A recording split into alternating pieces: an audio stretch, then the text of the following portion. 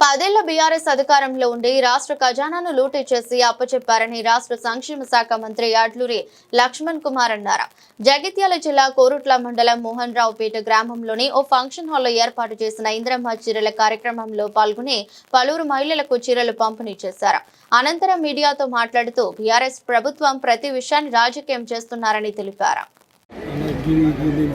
నిరంతర ప్రక్రియ రేపు స్థానిక ఎన్నికలు అనేది విషయంలో ఇక్కడ కూడా అనేది ఆలోచన కాదు. ఇలా ఇంద్రమ్మ తల్లి ఎవరు, ఇందిరాగాంధీ అనేది ఎవరు అని చెప్పమంటున్నారు. గుండెమే చేసుకొని మాట్లాడేటువంటి నాయకులకు ఒకసారి గుండెమే చేసుకొని రాజకీయం. ఇంద్రమ్మ తల్లి పుట్టినరోజు కూడా మహిళా సోదరి మనకు రేవంత్ అన్న చీర కానుక ఇవ్వడం ఇష్టం లేదా అని చెప్పమంటున్నా వాళ్ళకి మాట్లాడేటోళ్ళకి.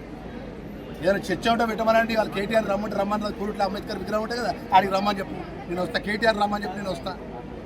ఏం అభివృద్ధి చేసినామో, ఏం అభివృద్ధి జరిగిందో, ఏమి అభివృద్ధి జరగలేదో మొత్తం చెప్తాం, లెక్కలతో సహా చెప్తాం. 2014 నుంచి 18 నుంచి 23 వరకు ఈ కోరుట్ల నియోజకవర్గంలో కూడా నువ్వు చేసిన గొప్పతనం ఏంది? మీ రాజ్యం మీరే వెళ్ళింది కదా, టీఆర్ఎస్ పార్టీ నాయకులు రాజ్యం వెళ్ళింది కదా.